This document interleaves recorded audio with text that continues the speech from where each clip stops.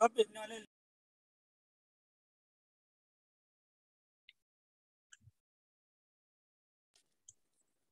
Hello. हाँ जी, हम सुन पा रहे हैं। जी बताएं।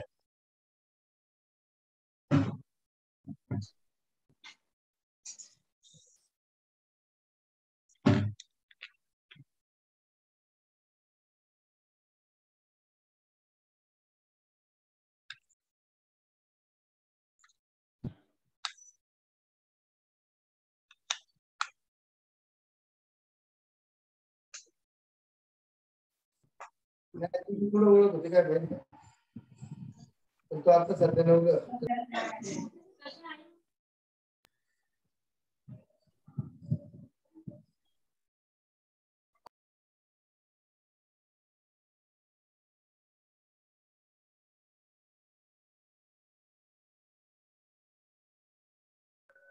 हेलो सर, आवाज पहुंच रही है?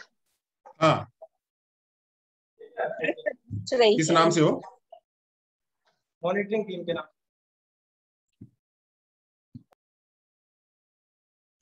हाँ ठीक है, अभी को होस्ट हो। और आईएसएल ग्रुप में इंटरनेट दे दो, हाँ लगा दो किसी से।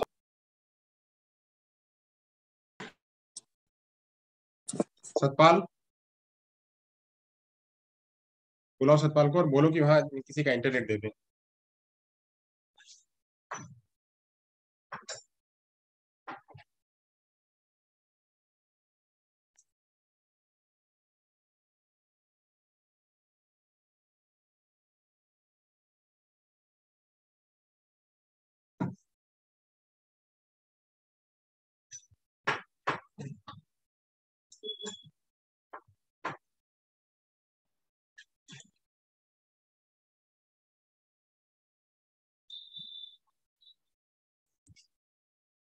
शुरू हो गया उनका आईएसएल का? नहीं अभी आया।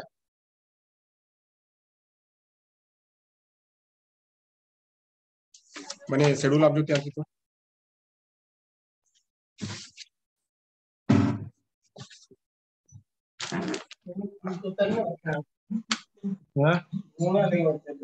mana lu udah orang आज म्यूट करके प्लीज।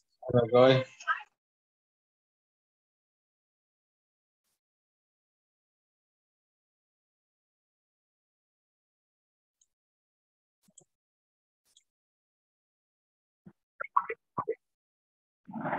दो चार लोग और बनवा लो और बोलो दो चार लोग और इंटर हो जाए, और इंटर होकर के प्रोग्राम भी यहीं से तो जरूरत है हमको हैंडल करने की। यहाँ से ऐसे बीच में आवाज ना आए, क्योंकि अब यहाँ से कई सारे लोग बोलने वाले हैं।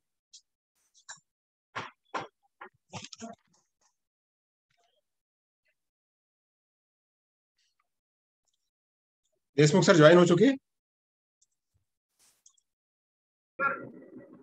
आप जो दिवाली पूजन करते हो उसको भी न्यूज चैनल्स को दिखाना पड़ता है, एडवर्टाइजमेंट करना पड़ता है। देशमुख सर ज्वाइन हो गए? चलिए, अब हमारे साथ में अगले स्पीकर जो है वो जुड़ेंगे, धनंजय देशमुख जी। और धनंजय देशमुख जी आईआईटी गांधीनगर में वो असिस्टेंट प्रोफेसर के रूप में वहाँ पे काम कर रहे हैं, और आईआईटी गांधीनगर में अपना सेटअप स्पेशल एजुकेशन का, गुजरात में वही एक ऐसा है जहाँ पे कि स्पेशल एजुकेशन का सेटअप बना हुआ। तो ऐसे ये तैयार करने के लिए दो लोग वहाँ पे, हेमंत मौर्य जी और धनंजय देशमुख जी, ये दो लोग काफी मेहनत की है और वहाँ पे जाकर के ये सेटअप तैयार कर पाए। तो गांधीनगर का जो आईआईटी गांधीनगर आईआईटी है, Indian institute of teacher education, वह उसको अप्रिशिएट करना चाहिए। ऐसे हमारे स्पेशल एजुकेशन को उन्होंने प्रमोट किया। ऐसे आने वाली बहुत सारी यूनिवर्सिटियों में ऐसा प्रोग्राम चलने वाला है, ऐसे प्रोग्राम संचालित होने वाले हैं। तो आप सभी लोग ऐसा बिल्कुल कभी निराश मत होइएगा कि आगे आकर के हमारा कहाँ होगा, हम लाभ लेंगे कि नहीं लेंगे। एक और है जो कि गुजरात का ही द्वारा, गुजरात का बनाया गया ऐप है, वो ऐप सभी लोग ज्वाइन कर लीजिए और सभी एकजुट होइए। एकजुट होंगे जब, तब जाकर के हमारे स्पेशल एजुकेशन का जो है वो भला होगा। एनईपी 2020 में हमारे अधिकारों की बात करी गई है, स्पेशल एजुकेटर को रखने की बात करी गई है। तो ऐसे उन चीजों को हमें अमल में लेके आना है, हमें अमल करवाना है। हमारे बच्चों का, हमारा अपॉइंटमेंट हो ना हो, हमारे बच्चों का नुकसान नहीं होना चाहिए। तो ये नुकसान ना हो, इसके लिए सभी लोग जब एकजुट होंगे, पूरे देश के लोग जब स्पेशल एजुकेटर जब एकजुट होंगे, तब जाकर के ये भला होगा। देखिए, हम दूसरों पर दोषारोपण करें कि पॉलिसी बन रही है, आरपीडब्ल्यू नहीं कर पा रहा है, पीडब्ल्यू नहीं कर पा रहा है, या फिर जो है आरसीआई नहीं कर रही है, डीपीडब्ल्यूडी नहीं कर रही है, हम उनको ब्लेम ना करें। हम कितना कर रहे हैं? हम सबसे पहले अपने खुद को जाके अपने खुद को लेके आए, तब जाकर के होगा। हम खुद लड़ें, हम खुद फाइट करें, हम खुद जो है पीआईएल दर्ज करें, हम खुद अपने अधिकारों की मांग करें, तब जाकर के होगा। तो ऐसे सभी लोग जो है वो इन अधिकारों के लिए तैयार रहें, अपने मांगे, अपनी बात को रखें, एकजुट रहें, इधर उधर भटके नहीं। तो ऐसे हम सभी को चलना है। देशमुख जी हमारे बीच में ज्वाइन हो चुके हैं। सर, आपका कैमरा ऑन नहीं है।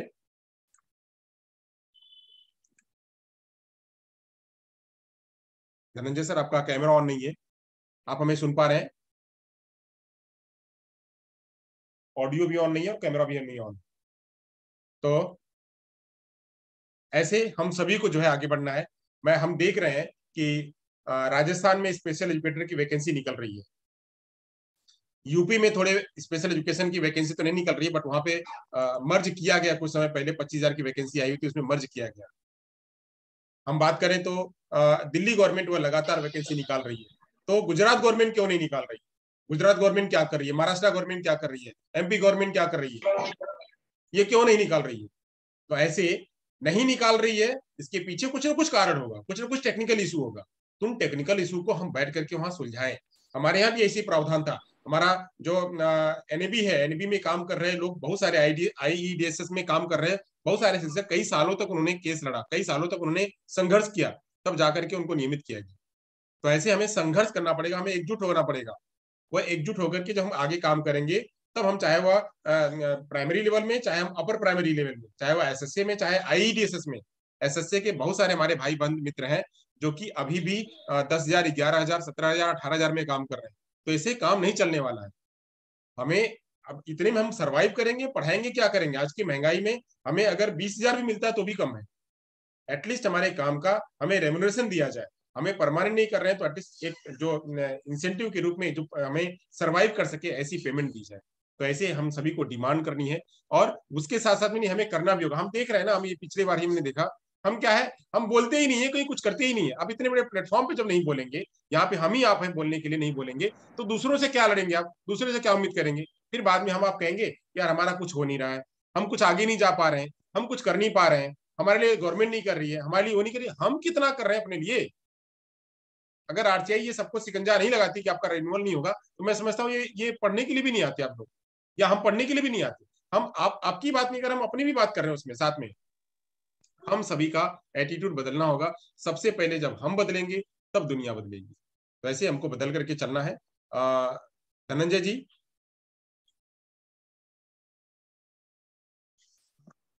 शायद से वो वापस से चले गए हैं। तो हमारे बीच जैसे ही वो उपस्थित होते हैं, हम उनका सेशन शुरुआत करेंगे। और हमारे पास समय भी यहाँ से बिल्कुल कम है, और काम हमारे पास कई सारा है, टास्क हमारे पास बहुत सारा है। टास्क हमारे पास बहुत सारा है, उस टास्क को हम पूरा करेंगे। जल्दी ही देशमुख जी जुड़ जाएंगे।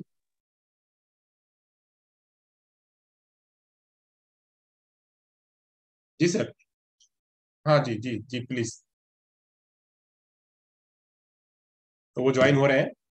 तो ऐसे ही हम सभी अपनी पॉलिसी को, सबसे पहले तो आप सभी लोग ना, जितने भी मेरे यहाँ मित्र हैं, लगभग 182 मित्र हैं, वो चाहे केरला के हों, चाहे वह पंजाब के हों, चाहे हरियाणा के हों, चाहे दिल्ली के हों, चाहे हिमाचल प्रदेश के हों, चाहे यूपी के हों, चाहे बिहार के हों, चाहे झारखंड के हों, चाहे एमपी के हों, चाहे राजस्थान के हों, चाहे गुजरात के हों, चाहे महाराष्ट्र के हों, चाहे देश के किसी भी कोने के हों। हमारा जो मेन हमारी पॉलिसी, उन पॉलिसी को पढ़ लें, उन पॉलिसी को तैयार कर लें, अपने मन में रख लें। जैसे पीडब्ल्यूडी एक्ट क्या कहता है, आरपीडब्ल्यूडी एक्ट क्या कहता है, एनटी एक्ट क्या कहता है, नेशनल एजुकेशन पॉलिसी क्या कहती है, सस्टेनेबल डेवलपमेंट गोल क्या कहता है, ये सब बातें क्या कहती हैं हमारे लिए, हमारे राज्य के नियम कानून क्या है। हम जब उन नियम कानून को जाने रहेंगे, तभी हम किसी से लड़ पाएंगे, तभी हम मान पाएंगे। नहीं तो किसी ने कह दिया ये आपके लिए नहीं है, तो आप कैसे कहोगे कि ये मेरे लिए है? अगर आपको पता ही नहीं है, वो रेफर कहां से करेंगे? तो ऐसा नहीं, आजकल सारी चीजें अवेलेबल हैं, सब कुछ अवेलेबल है, इंटरनेट पे अवेलेबल है, और आपको कंटेंट जो है यूट्यूब पे अवेलेबल है, हर जगह अवेलेबल है, उन कंटेंट को पढ़िए। चलिए हम ज्यादा समय नहीं लेंगे, हमारे बीच धनंजय सर उपस्थित हो चुके हैं। धनंजय जी, आपको हमारी आवाज पहुंच रही है? जी सर, आवाज आ रही है sir. Okay, thank you so much. तो आपका सर स्वागत है केएल इंस्टीट्यूट में, और केएल इंस्टीट्यूट में तथा हमारे टीचर्स ट्रेनिंग कॉलेज की तरफ से, मेरा टीचर्स ट्रेनिंग कॉलेज की तरफ से, भारत के अलग अलग कोनों से जुड़े हुए 200 से अधिक पार्टिसिपेंट्स की तरफ से, हमारे विद्यार्थियों की तरफ से मैं आपका सर बहुत बहुत स्वागत करता हूं। और आपका एक फॉर्मल औपचारिक रूप से आपका परिचय देने के लिए मैं हमारे ही विद्यार्थी, बीएड के विद्यार्थी लक्ष्मण रावत से अनुरोध करूंगा कि वो आपका परिचय दें। लक्ष्मण रावत जी, आप तैयार हैं? जी सर, जस्ट मिनट, हाँ, बस just minute, give a minute.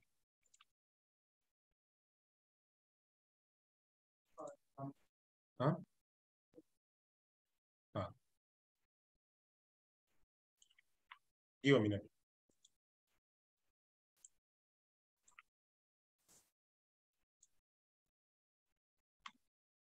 हाँ, Lakshman, ji carry sir. On, carry on. Good afternoon all of you. मैं Lakshman Singh Rawat, B Ed special education HI second year का छात्र हूं। मैं केएल इंस्टीट्यूट और सभी ऑनलाइन पार्टिसिपेंट की तरफ से डॉक्टर धनंजय विष्णु देशमुख सर का हार्दिक अभिनंदन करता हूं। मैं केएल इंस्टीट्यूट और डॉक्टर संतोष यादव सर का आभार प्रकट करता हूं कि डॉक्टर धनंजय विष्णु देशमुख सर का परिचय देने का मौका प्रदान किया। श्रीमान, अगर आपकी अनुमति है तो मैं आपका परिचय प्रस्तुत करूं। जी जी जी please. Doctor Dhananjay Deshmukh. Dhananjay sir, currently working as an assistant professor in Center of Education, Indian Institute of Teacher Education, a state government university established by Government of Gujarat, Gandhinagar, Gujarat. Dhananjay sir is heading of Department of Developmental Disabilities from 2019. Sir has done BSc PCM, Master in Psychology, BEd and MEd in Special Education from Mumbai University, Mumbai, and National Institute for Empowerment of Persons with Intellectual Disability, NIEPID, Secunderabad, respectively. Sir is pursuing his PhD from Jamia Millia Islamia University, New Delhi. Sir has total 10 years of working experience in the field of special education. 3 years in NIEMID RC Navi Mumbai, Mumbai University, 4 years in Lady Irwin College, University of Delhi, and from June 2018 to till date in IITE Gandhinagar. Sir, his areas of expertise include special education, inclusive education, and disability rehabilitation. Sir is expert committee member of Rehabilitation Council of India (RCI), NIE, PMD, NBER, Delhi University, Nagpur University, BAOU Ahmedabad, Bhavnagar University, Punjab, and RSS University Ranchi. Sir has presented 15 papers in international and national conferences, and Sir has 12 national and international publications. Sir invited more than 200 lectures at state and national levels. आज हम आप जैसे व्यक्तित्व के अपने बीच में एक वक्ता के रूप में पाकर धन्य हुए। मैं वापस से इस नेशनल वेबिनार प्रोग्राम में आपका केएल इंस्टीट्यूट की तरफ से बहुत बहुत हार्दिक स्वागत करता हूं। सर, आप अपने ज्ञान की ज्योति अनुभव हमारे बीच साझा करें, ऐसी मैं आपसे विनती करते हुए माइक आपको हैंड ओवर करता हूं। आपका बहुत बहुत स्वागत है। Over to you sir. Thank you so much for an introduction. First of all, thanks to the KL Institute Bhavnagar, जिन्होंने मुझे यहाँ पे एक अपॉर्चुनिटी दी है अपने टॉपिक को डिस्कस करने के लिए, और थैंक्स टू द हमारे जो मित्र है और प्रिंसिपल है यहाँ के Santosh sir for this opportunity. Thank you sir. First of all, sorry to participate for the late joining. Actually, internet is not working properly, so I'm not able to join the meeting. So after that means I have arranged something else. अगर मैं बीच में disconnect होता हूँ तो आप एक बार मुझे बोल देना कि मेरा आवाज नहीं आ रही है, डिस्कनेक्शन हो गया है. सर, आपसे रिक्वेस्ट रहेगी कि हमारे पास 3:45 बजे तक का समय है. जी जी सर, मैं मतलब एकदम क्विक कर लूंगा. ठीक है, तो मैं कोशिश करता हूँ कि कम से कम हम पीपीटी पे जाए और ज्यादा से ज्यादा डिस्कशन मोड पे हम करें। तो यहाँ पे मैं आपको एक पॉइंट बताना चाहता हूँ, E tools for the facilitating learning, जो हमारी कॉन्फ्रेंस है ई लर्निंग के ऊपर या आईसीटी के ऊपर जो चल रही है उसके बेसिस पे। तो यहाँ पे मैं ई टूल, ई कंटेंट, इन सब की बेसिक डेफिनेशन जो उसके बारे में डिस्कस करते हैं। So E tool is an online learning tool that refers to any program, app, technology that can be accessed via internet connections and enhance other teachers' ability to present the information and student ability to access the information. Basically, e-tool में ऐसा कोई भी एक tool आप ले सकते हैं that will help you, means me, it is help to both, मतलब दोनों को help करता है, एक student को और teacher को। और student का काम क्या होता है, information को access करना, और teacher का काम क्या होता है, information को present करना या स्टूडेंट को स्टूडेंट के साथ शेयर करना। तो इसके लिए कोई भी एक ऐप हो जो हमें हेल्प करती है, उस ऐप को हम क्या कह सकते हैं, ई टूल कह सकते हैं। टेक्नोलॉजी और प्रोग्राम जो भी हो, उस सब को हम कलेक्टिवली क्या कर सकते हैं, क्या कह सकते हैं, ई टूल कह सकते हैं। बेसिकली ये ई टूल का बेसिक कंसेप्ट आता है, जिसके बेसिस पे हम क्या कर सकते हैं, ई टूल के बारे में डिस्कस कर सकते हैं। थोड़ा सा आगे बढ़ते हैं। अब ई टूल कहाँ गया है, बेसिकली क्या है कि हमें दो चीजें उसके साथ समझनी जरूरी है, that is e learning and E content. क्योंकि जनरली हम देखते हैं कि ई टूल हम कह रहे हैं, लेकिन E tool is not the tool जो हमें, माइक जिसका भी ऑन है प्लीज एक बार स्विच ऑफ करें।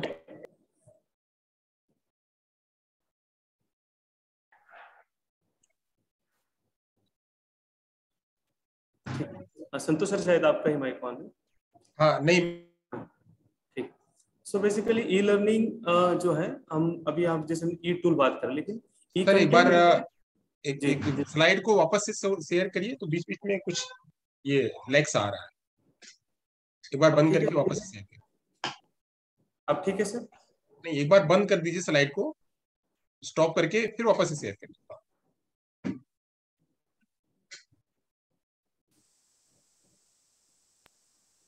सर अब दिख रहा है?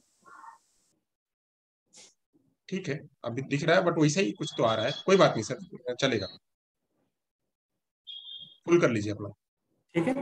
हाँ sir. So basically second concept आती है, that is the e learning. E learning क्या होती है? अब यहाँ पे हम लर्निंग की बात करते हैं। लर्निंग हम सबको पता है कि लर्निंग क्या है क्या नहीं है, तो उस कंडीशन में we are not going to discuss about that part की what is the learning and all.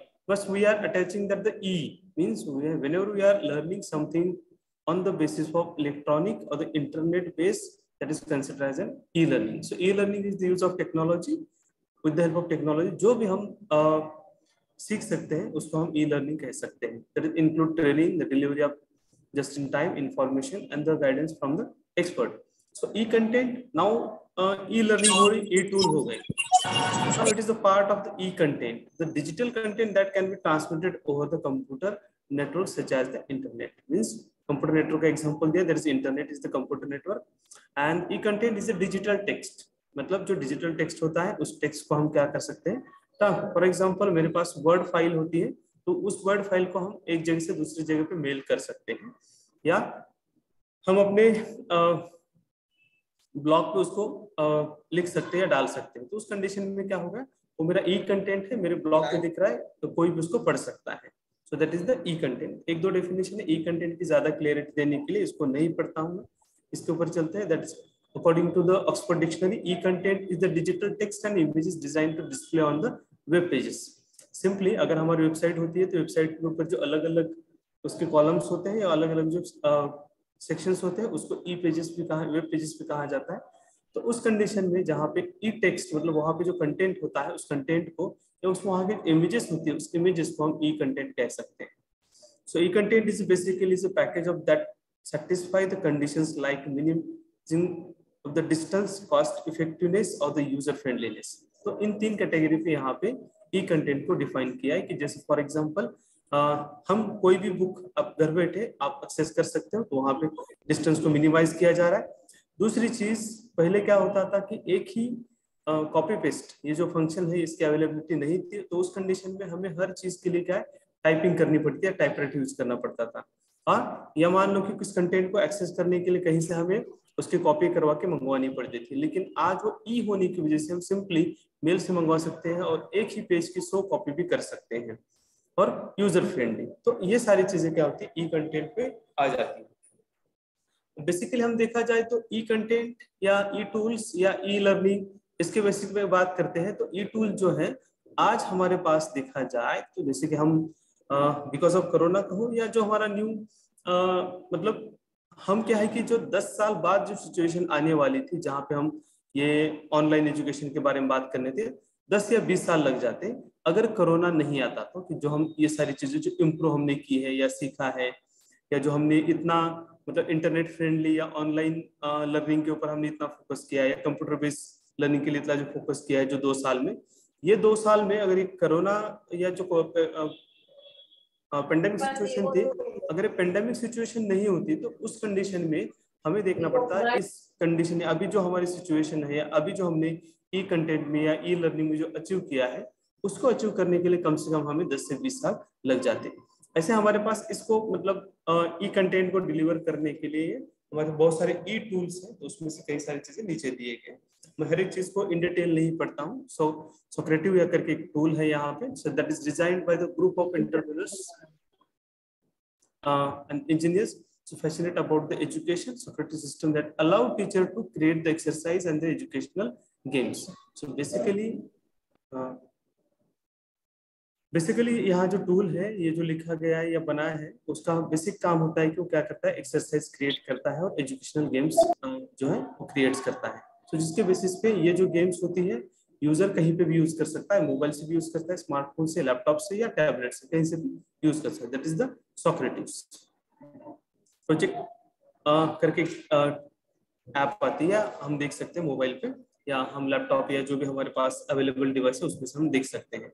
So basically the tool that allow the create the multimedia presentations. अब जैसे हम पहले की बात करते थे, it will allow teachers to create the exercise and educational games, so it allow the present create the multimedia presentations which is dynamic slides in which we can embed the interactive maps, links, online quiz, Twitter timelines, videos and among the other options. So basically that will help us to address the learning styles of the students, जिसको मतलब interactive learning में भी पढ़ना या अच्छा लगता है उन लोगों को हम देख सकते हैं। वहाँ पे मैप, लिंक्स, ऑनलाइन क्विज और बाकी चीजें। पहले तो क्या है कि डायनेमिक स्लाइड्स होंगी जहां पे हम कंटेंट को इंटरफेस कर पाएंगे।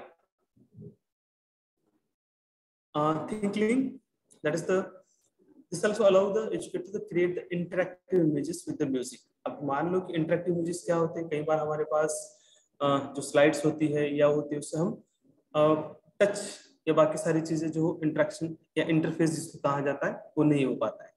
लेकिन यहाँ पे जो हमारे पास जो स्लाइड्स या एजुकेटर्स जो हम यहाँ पे कंटेंट बनाने जा रहे हैं, that will be have the images with music, sounds, text and the photographs. So that will help us to interact with the particular slide, particular web page, particular websites और all things. This can be shared on other websites on social media such as Twitter and Facebook. So basically that is think link. अब इसमें से मैं आपको कहूँ कि मैं इतना स्पीड में क्यों जा रहा हूँ, एक तो हमारे पास टाइम कंस्ट्रेंट और दूसरी चीज हमारे पास जो आती है ये इसमें से एक एक जो ऐप लिखा है यहाँ पे, एक एक जो हमने ई टूल लिखा हुआ है उस एक एक ई टूल को हम डिस्कस कर सकते हैं। और वो एक एक ई टूल जो है हम इन डिटेल में अगर डिस्कस करते हैं तो एक ही टूल को प्रैक्टिकल और हैंड्स ऑन प्रैक्टिस हम करेंगे और उसमें से हम क्रिएट करके देखेंगे तो हमें कम से कम एक एक या दो घंटे का एक टूल के ऊपर डिस्कशन करना पड़ेगा। तो उसमें से मैं सिर्फ आपको यहाँ पे नाम या जो बेसिक हमारे पास अवेलेबिलिटी है उसको हम देख सकते हैं और उस कंडीशन में हम सोच सकते हैं।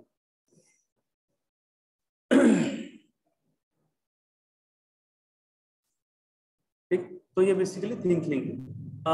Next one is the TED-ED, means that is traditional या जो भी एजुकेशन है उसकी बात की जाए। TED-ED is an educational platform that allow creating educational lessons with the collaborations of the teacher, student and animators। Basically देखा जाए तो हमारे यहाँ फील्ड में जो लिमिटेशन है, लेसन प्लान हम बनाते हैं, स्टूडेंट उसको लर्न करते हैं। जैसे मान लो कि मुझे कोई लेसन प्लान बनाना है लेकिन वो ICT बेस्ड है और मेरा ICT में उतना ज्यादा कमांड नहीं है, तो उस कंडीशन में we can take help from the others. So it is the it's the collaboration between the student, teacher and the animator or the people who are the expert in the other subject। For an example, किसी science teacher को science का lesson बनाना है special educator के special student के लिए, तो उस कंडीशन में we can have the collaboration with the science teacher and the special educator की साइंस का कंटेंट एक स्पेशल एजुकेटर कैसे पढ़ाएगा, तो उस कंडीशन में हम इसे ऐप का यूज कर सकते हैं। CK12 it is a website that seeks to reduce the cost of academic books। Basically ये यूएस का एक वेबसाइट है जहाँ पे हम जो एकेडमिक बुक्स की बात करते हैं, और आज हम देखते हैं कि सिंपल छोटे छोटे क्लास के जो बच्चे हैं उनके बुक लेने जाते हैं तो हमें 2-4 हज़ार रुपए की कॉस्ट देनी पड़ती है। तो उस कंडीशन में this is the academic book website जो CK2 market in the US state and the world. It achieved the objective with the platform of the open source interface that allows creating and distributing the educational material through the internet। मतलब जिस class का जो भी required material होता है वो share करने के लिए ये जो वेबसाइट है वो हेल्प करती है। मतलब यहाँ से जो भी मटेरियल हम ले सकते हैं, we can have means video हो सकता है, ऑडियो हो सकता है, और हम अपने अकॉर्डिंग उसको मॉडिफाई भी कर सकते हैं, और even though we can take the print out, मतलब प्रिंट ले सकते हैं और हम उसको यूज कर सकते हैं। That is the CK12 class dojo is the tool to improve the student behaviour. अब यहाँ तक जो बात की गई थी हमने कंटेंट और बाकी चीजों के लिए बात की गई थी, लेकिन यहाँ पे जो हम बात करने जा रहे हैं that is about the student behaviour. अब स्टूडेंट बिहेवियर क्या है, जो भी हम मतलब मान लो डिजायरेबल और अनडिजायरेबल की बात करें, सो teacher provide there student with instant feedback so that good disposition in the class is rewarded with the points and the student have a more receptive attitude towards the learning process. So class dojo provide the real time notification of the student, means we have the synchronized and asynchronized mode of the apps. So this is the synchronized mode, that is real time.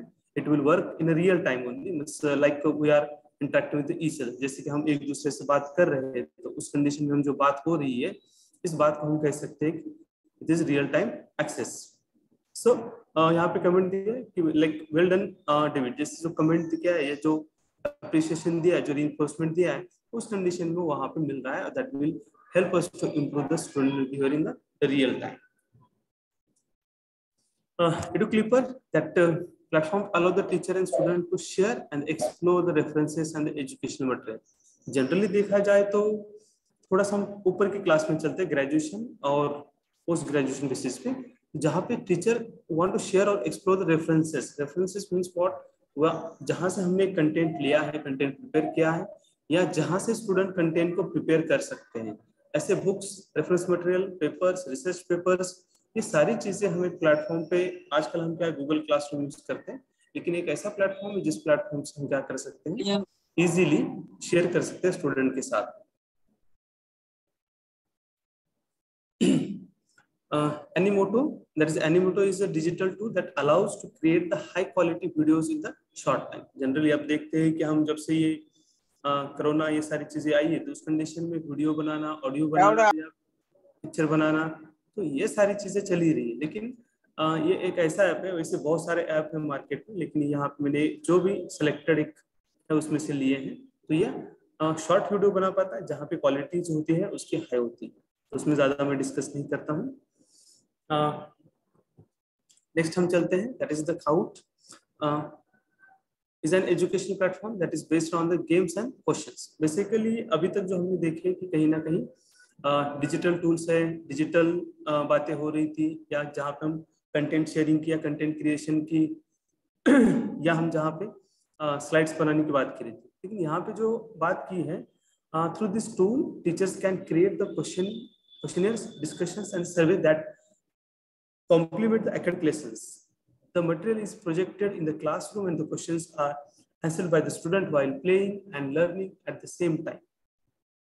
How promotes the game-based learning, which is increase the student engagement and create a dynamic social and fun educational environment। Basically हमारे पास पे ऐसे आजकल अगर हम mobile में simple play store में जाते हैं तो वहाँ पे सिंपली हमारे पास बहुत सारे एजुकेशनल गेम्स आते हैं। सो वहाँ पे एक है जो लर्निंग हो रही है वो एक्टिविटी फ्री या गेम बेस्ड लर्निंग हो रही है, या एक्टिविटी बेसिस को हम कहते हैं। वहाँ पे हम मैचिंग से लेकर काउंटिंग तक की हर एक चीज क्या कर सकते हैं, सीखते हैं। तो ये एक एग्जांपल है, वैसे ही सारे एप्स है, टूल्स आते हैं जिसको हम देख सकते हैं। अब मैंने जैसे कहा कि ई टूल्स की बात की गई है, ऐसा कोई भी टूल जहाँ पे टेक्नोलॉजी या इंटरनेट यूज होता है उस सारे ई टूल्स को कहा जाता है। हमारे पास दो चीजें होती है, ऑनलाइन टीचिंग प्लेटफॉर्म्स और ऑनलाइन लर्निंग प्लेटफॉर्म्स, और ऑनलाइन लर्निंग वेबसाइट्स या प्लेटफॉर्म्स कहेंगे, ठीक है। तो दोनों में थोड़ा सा डिफरेंस आता है, ऑनलाइन टीचिंग प्लेटफॉर्म्स क्या होते हैं और ऑनलाइन टीचिंग या लर्निंग प्लेटफॉर्म्स क्या होते हैं। जैसे ऑनलाइन टीचिंग प्लेटफॉर्म्स है, जूम एक ऑनलाइन टीचिंग प्लेटफॉर्म है जिस बेसिस पे हम क्या कर सकते हैं, आपको पढ़ा सकते हैं। लेकिन जूम यूज करके स्टूडेंट्स खुद से कोई भी चीज लर्न नहीं कर सकता है। लेकिन जैसे कि हमारे पास बहुत सारी ऐप ऐसी है जहाँ पे स्टूडेंट खुद से उसको डाउनलोड करके लर्न कर सकता है। So that is online learning platforms. For an example हमारे पास स्वयं वगैरह ये सारी चीजें जो कि ऑलरेडी अपलोडेड कंटेंट वहाँ पे होता है। तो इन दोनों में थोड़ा सा डिफरेंस है, ये हमें हमेशा याद रखना है कि ऑनलाइन टीचिंग प्लेटफॉर्म्स क्या होते हैं। सो ऑनलाइन टीचिंग प्लेटफॉर्म्स के मतलब वहाँ पे एक टीचर की रिक्वायरमेंट होती है, लेकिन कई सारी जो ऑनलाइन लर्निंग प्लेटफॉर्म्स है जहाँ पे टीचर की रिक्वायरमेंट की कोई जरूरत नहीं, टीचर अपना जो कंटेंट है वहाँ पे डाल सकता है, मतलब जो कंटेंट है वहाँ पे ऐड कर देता है और स्टूडेंट उसको किसी भी टाइम पे एक्सेस कर पाता है। So that is about the online teaching platforms and online learning platforms.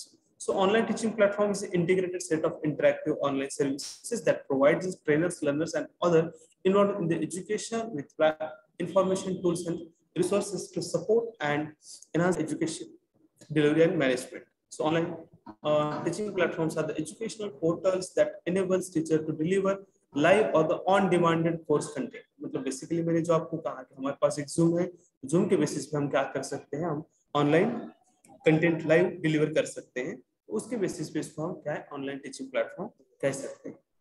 तो यहाँ पे कुछ नाम दिए हैं फिर भी यहाँ पे जिसके बेसिस पे हम क्या कर सकते हैं, जो ऑनलाइन टीचिंग प्लेटफॉर्म से या ऑनलाइन टीचिंग की जो प्लेटफॉर्म्स की बात की जाती है यहाँ पे हम इम्प्लीमेंट कर सकते हैं या इम्प्लीमेंटेशन के लिए बात करते हैं। तो ये कुछ है, लेकिन कुछ हम जो डेली देखते हैं वो भी यहाँ पे है, जैसे क्रिकल, Zoom, Google Meet, Webex, Zoho, Skype, BlueJeans, Big Blue bottoms, AnyMeeting, GoToMeeting, Microsoft team, Sococo, YouTube streaming and many others. अब इसमें से बहुत सारे नाम हमने सुने हैं, जैसे जूम हमें पता है, गूगल मीट पता है, वेबएक्स पता है, जोहो पता है, स्काइप पता है, गो टू मीटिंग पता है, माइक्रोसॉफ्ट टीम है, यूट्यूब स्ट्रीमिंग है, मतलब जो ऑनलाइन अभी ये प्रोग्राम भी ऑनलाइन यूट्यूब पे स्ट्रीम हो रहा है। तो इस कंडीशन में ये हमारे पास क्या है, ऑनलाइन टीचिंग प्लेटफॉर्म से जिसके बेसिस पे हम क्या कर सकते हैं, अपना कंटेंट लाइव डिलीवर कर सकते हैं, जैसे कि मैं अभी कर रहा हूँ। तो इस कंडीशन में यहाँ पे हम देख सकते हैं ऑनलाइन टीचिंग प्लेटफॉर्म से साथ साथ में हमें और एक चीज लर्न करने की भी जरूरत है। अगर मान लो कि हम ई लर्निंग की या ई टूल्स की बात करते हैं तो उस कंडीशन में हमारे पास वेब टूल्स 2.0 है। अभी वेब टूल्स 2.0 है तो मतलब वेब टूल्स 1.0 क्या होगा। जैसे मूवी आई थी, पहले रोबोट आई थी, फिर रोबो 2.0 आया, तो उसमें क्या डिफरेंस होगा, उसमें एक डिफरेंस आता है, यहाँ पे हम देख सकते हैं लिखा हुआ है, so that is we can equate web 1.0 to monopoly because even though the information was readily available and easily accessible, the content could not be modified or edited. It was practically the expert providing the information in the to the information seekers. So basically अगर थोड़ी सी हम background देखते हैं तो web tools 1.0 जो आते थे, इनमें वेब टूल्स 1.0 जो आते थे इनमें वन वे इंटरेक्शन पैटर्न, मतलब कि जहां पे हम बात करते हैं कि एक जगह पे जो एक्सपर्ट होता है, जो इंफॉर्मेशन प्रोवाइडर होता है, वो अपनी इंफॉर्मेशन दे रहा है, लेकिन जो दूसरा इंफॉर्मेशन सीकर हो, स्टूडेंट जहाँ पे उसको सुन रहा है वो उससे सिर्फ सुन रहा है, वहां पे वो उसके साथ इंटरेक्ट नहीं कर पाएगा और वो इंटरेक्शन वहां पे नहीं होगा। तो उस कंडीशन में अगर मान लो उसको कोई डाउट होता है कंटेंट में तो वो पूछ नहीं पाता था। तो ये वेब टूल्स 1.0 है, जिसका हम एग्जांपल दे सकते हैं दूरदर्शन। दूरदर्शन पे बहुत सारे एकेडमिक प्रोग्राम आते थे, उसको सुनते थे, या रेडियो है तो उसमें भी हम सुन सकते हैं। तो उस कंडीशन में उसमें हम कोई भी इंटरेक्शन पैटर्न नहीं बना सकते। लेकिन थोड़ा सा आगे गए हमने देखा there are another tools we can develop which will have the interaction between the learner and the teachers, और वो इंटरेक्शन किस बेसिस पे होगा, वेब बेसिस पे या इंटरनेट बेसिस पे, टेक्नोलॉजी बेसिस पे। So the entrance of the web tools 2.0 marked the democratization of the internet. Users were not only able to read the information, they were able to write and content could be modified. The web become a highly interactive environment. अब इसमें क्या है कि आपके पास, हमारे पास Wikipedia एक ऐसा source आता है जिसमें आप इंफॉर्मेशन मॉडिफाई भी कर सकते हो जिसने वो लिखी हुई। अब यहाँ पे मान लो कि पहले रेडियो और टेलीविजन आता था, इंफॉर्मेशन हम सिर्फ सुनते थे और चले जाते थे, ठीक है। लेकिन आज मैं आपको एग्जांपल बताता हूँ, यूट्यूब है हमारे पास, यूट्यूब में हम जाके देख सकते हैं। अगर वो उस टाइम पे लाइव है तो हम उसको बात कर सकते हैं।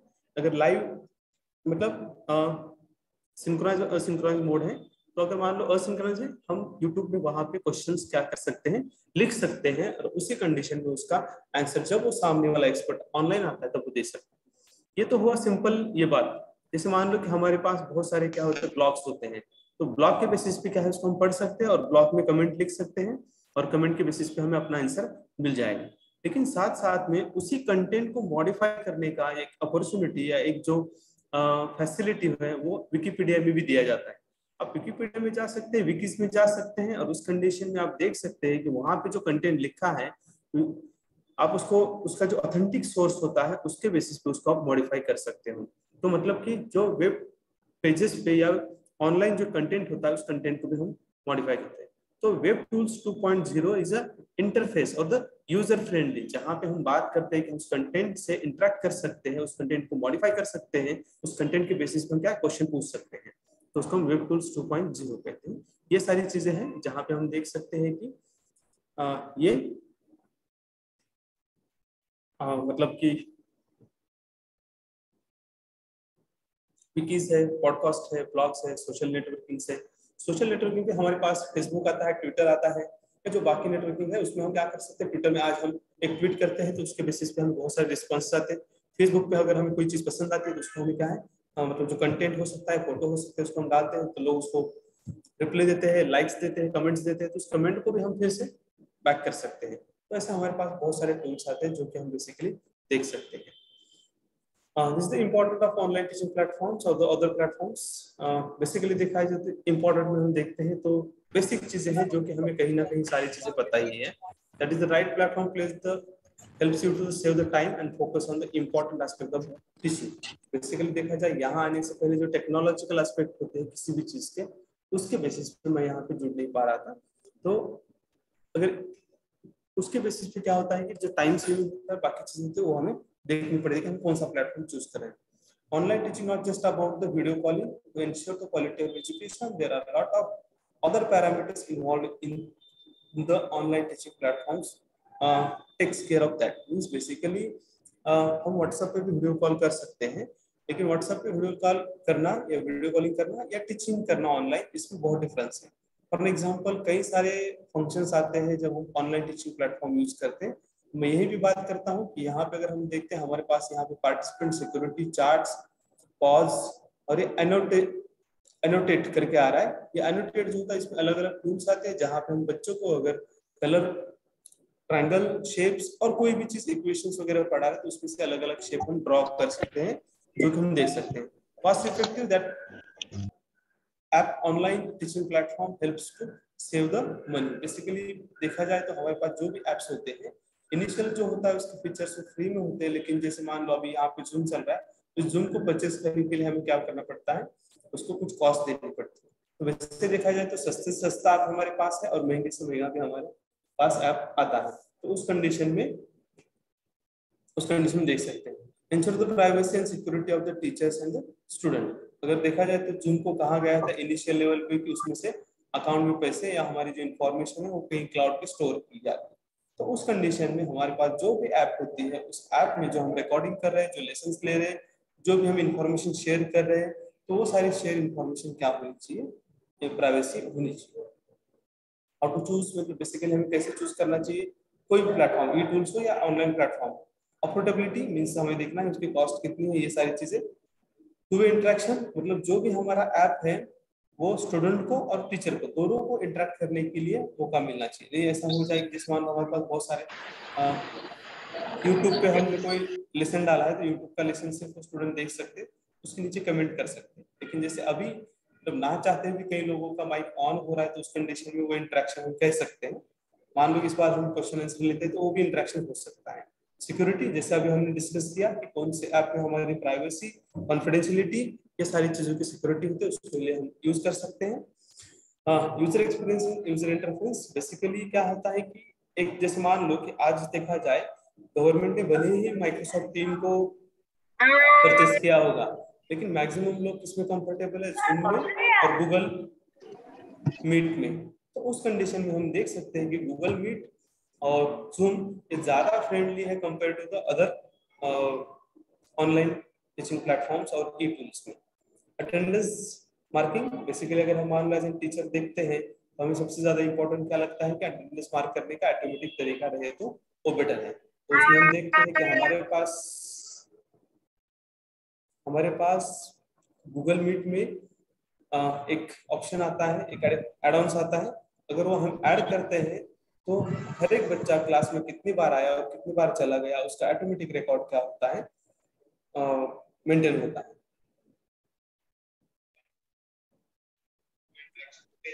कंटेंट शेयरिंग भी ये ऑप्शन होना चाहिए जिसके बेसिस पे हम अपना कंटेंट शेयर करें स्टूडेंट के साथ, सिंक्रोनाइज मोड में भी और असिंक्रोनाइज। सिंक्रोनाइज मोड की बात करते हैं तो उसमें हम देख सकते हैं ऑनलाइन टीचिंग प्लेटफॉर्म जो आते हैं वो सारे को हम यहाँ लेते हैं।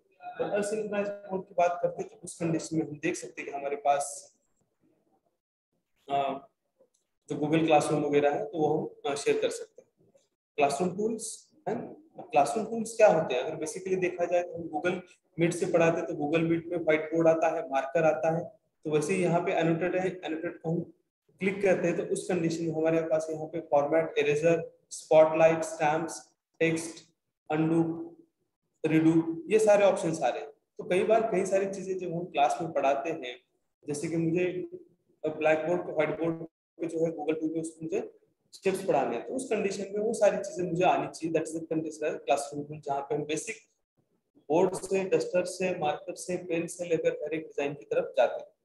और last one is the data consumption. Basic देखा जाए तो हमारे पास जो एप्स होती है उसकी जो डाटा कंजम्पशन कैपेसिटी कितनी है उसके ऊपर देखना पड़ेगा। जैसे इनिशियल लेवल पे इशू आ रहा था कि हर एक टीचर क्या है कि दिन में 1 या 2 क्लास लेता है, तो उस कंडीशन में टीचर तो 2 क्लास के लिए अपना डेटा चला सकता है, लेकिन वहीं पे स्टूडेंट को सुबह से 9 बजे से लेकर शाम के 5 बजे तक 6 क्लासेस अटेंड करनी है, तो उस कंडीशन में उसके मोबाइल या उसका जो भी डिवाइस है और उसका जो भी डेटा है उस कंडीशन में उसे देखना पड़ता है। तो इसीलिए जैसे मान लो कि मैं कहूँ कि मिनिमम डेटा जो लेती है वो ऐप होती है गूगल मीट, और मैक्सिमम डेटा रिक्वायरमेंट की जो होती है वो हमें कहीं ना कहीं जाना पड़ता है माइक्रोसॉफ्ट टीम में, जहाँ पे कि हेवी डेटा की स्पीड की डेटा की रिक्वायरमेंट होती है।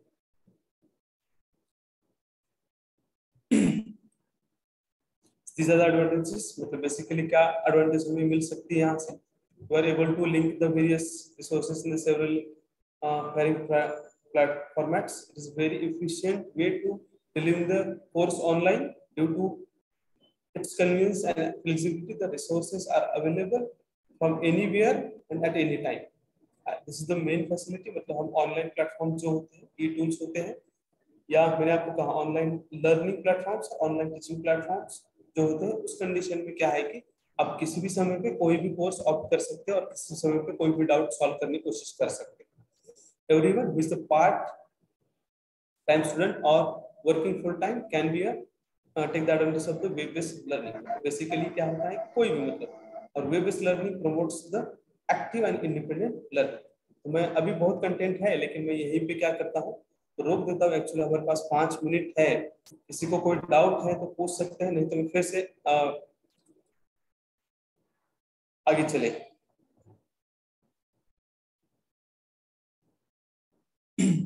सर मैं यहीं पे रोक देता हूँ। जी सर। क्योंकि 5 मिनट है, फिर भी मैं चाहे तो और जाके जा सकते हैं, लेकिन जैसे आपने कहा कि बाकी सारी चीजें हैं, जो भी आपका मतलब जो हमारा लास्ट फंक्शन है उसके बेस पे तो 4 मिनट है। पार्टिसिपेंट को कोई क्वेश्चन पूछना है तो ठीक है, नहीं तो कंक्लूड कर सकते हैं। किसी को कोई प्रश्न है? सर क्लासरूम टूल्स के बारे में फिर से एक बार बताइए तो। क्लासरूम टूल्स की बात करते हैं। जैसे मान लो कि बहुत सारे ऐप्स हैं हमारे पास, तो वो सारी एप्स जो हैं वो एप्स हमें क्या करती है, एक पर्टिकुलर फॉर एग्जांपल इंडस्ट्रीज के लिए है, या फिर एग्जांपल हम किसी और चीज के लिए हम कर सकते हैं। लेकिन गूगल मीट की मैं बात करता हूँ तो वहां पे आपको marker, black board, white board आता है एक्चुअली, व्हाइट बोर्ड, ये हमारे क्लासरूम के रिक्वायर्ड टूल्स हैं। जो एक टीचर को क्लासरूम में रिक्वायर्ड होते हैं उसको हम क्लासरूम टूल्स कहते हैं। तो ये फंक्शन सारी ऐप नहीं दे पाती। जैसे अगर हम माइक्रोसॉफ्ट टीम में जाते हैं तो वहां पे तो हमारे हमारे पास असाइनमेंट से लेकर टेबल, कंटेंट, अटेंडेंस या फिर क्लास बनाने तक हर एक चीज अवेलेबल होती है। तो ये क्या है, ये हमें रिक्वायर्ड है और वो specific purpose of the education बना हुआ है। लेकिन वहीं पे हम बात करते हैं कि जैसे मान लो कि जूम है, तो जूम में हमारे पास वो टूल्स अवेलेबल नहीं है। जैसे मान लो यहाँ पे मैं ब्लैक बोर्ड लाना चाहता हूँ और ब्लैक बोर्ड पे कुछ चीज ड्रॉ करके एक्सप्लेन करना चाहता हूँ, so it is very difficult. मुझे ब्लैंक स्लाइड खोलनी पड़ेगी और उसके ऊपर वो लिखना पड़ेगा। लेकिन आप MS टीम में जाओगे या फिर गूगल मीट में जाओगे तो वहां पे हमें वो सारी चीजें ऑलरेडी उस ऐप में इनबिल्ट दी गई है। तो दो क्लासरूम टूल्स है वो। और वो क्लासरूम टूल्स किस लिए, एज एन टीचर मैं क्लासरूम में पढ़ाना चाहता हूँ तो उस कंडीशन में वो टूल्स मेरे पास होने चाहिए। Okay sir.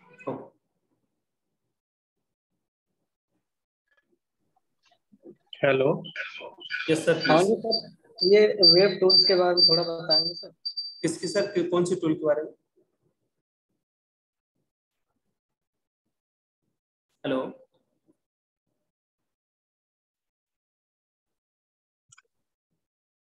जी, जिसने प्रश्न पूछा था वापस से पूछे। हेलो हेलो, वेब टूल्स के बारे में सर मैं जानना चाहता हूँ।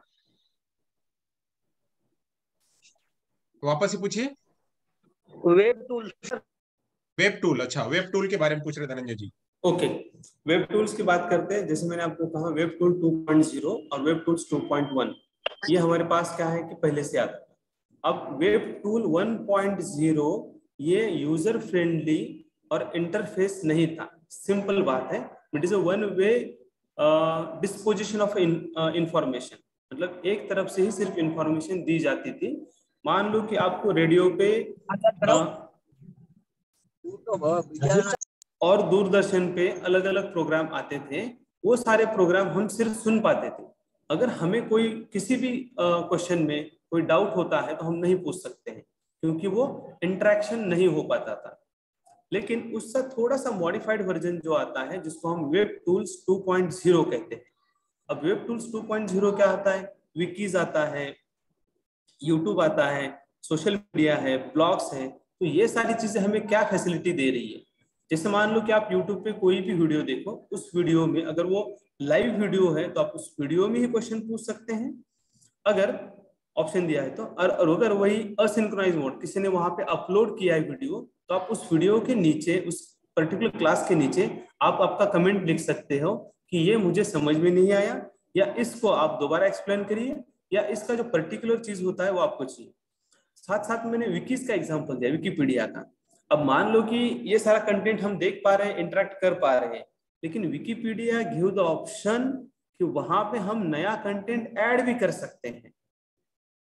नया कंटेंट मतलब फॉर एग्जांपल आपको लगता है कि स्पेशल एजुकेशन की कंसेप्ट वहां पे गलत लिखी है, तो आप वहां पे रेफरेंस दे के वो कहाँ से आपने कंटेंट लिया है, कहाँ पे मतलब इसका ऑथेंटिकेशन है, और उस कंटेंट को हम वहां पे क्या कर सकते हैं, ऐड कर सकते हैं कि ये एक्चुअली इस वे में है।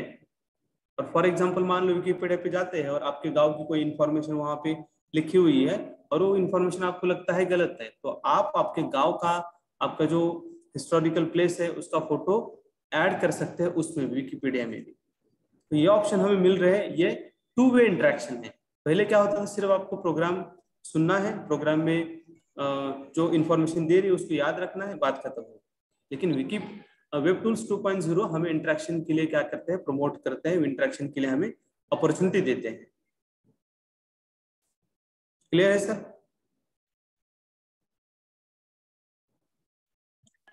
ठीक, ओके सर, ओके, समझ आ गया sir. Okay okay sir, thank you.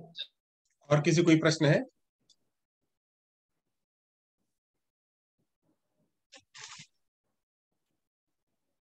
चलिए, सो फिर आगे बढ़ते हैं।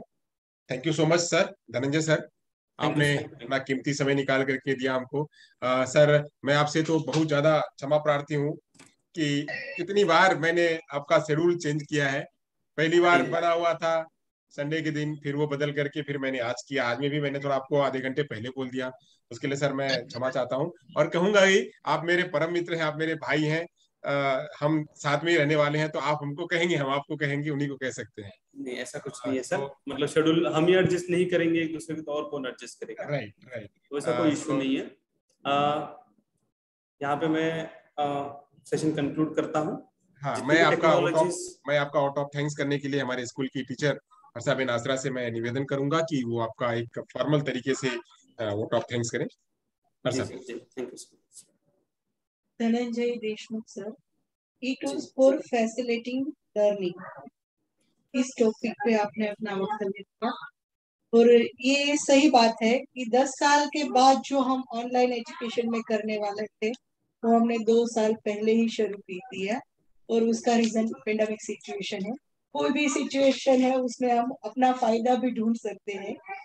फिर आपने कई सारी वेबसाइट जो प्लेटफॉर्म देती है ई लर्निंग और ई टीचिंग के लिए, वो सब आपने उसका लिस्ट दिया और किस में क्या फैसिलिटीज है वो बताया। फिर आपने राइट प्लेटफॉर्म कैसे चूज करे, कौन कौन सी बातें ध्यान रखे, जैसे अपना टाइम बचे, फिर अच्छी क्वालिटी हो, कॉस्ट कम हो, प्राइवेसी बनी रहे, फिर 2 वे कम्युनिकेशन हो, फिर अगर पढ़ा रहे तो अटेंडेंस मार्किंग हो, फिर कंटेंट शेयरिंग हो, फिर क्लासरूम टूल्स तो आपने 2 बार डिटेल्स में बताया। फिर डेटा कंजप्शन, वो भी एक प्रॉब्लम थी कि जब हम कुछ क्लासेस लेते हैं तो हमारा डेटा खत्म हो जाता है, तो ये बात भी ध्यान में रख के हमें सही प्लेटफॉर्म चूज करना चाहिए। ये सारी बातें आपने बताई जो बहुत हम अगर एक बोले कि हम जानते थे तो गलत होगा, क्योंकि कई सारी छोटी छोटी बातें छूट जाती थी। तो ये बहुत अच्छा रहा हमारे लिए, हमें बहुत यूजफुल होगा ये सब। आपका हम सभी ओर से बहुत धन्यवाद करते हैं। Thank you sir. Thank you so much madam. Thank you कहता हूँ सारे पार्टिसिपेंट का, और मैं सॉरी भी कहता हूँ कि एक्चुअली ये सेशन क्या है कि मैं मतलब 2 घंटे तक हम डिस्कस कर सकते हैं, लेकिन मैंने जिस स्पीड में किया है मतलब सब लोगों को उतना मतलब समझ आया नहीं आया वो बात है, लेकिन मैक्सिमम जो कंटेंट है मैंने सर के साथ शेयर किया, तो आप वहां से देख सकते हैं और इसकी वेबसाइट्स भी वहां पे दी गई है। एक्चुअली थोड़ा सा टाइम वजह से मैंने उसको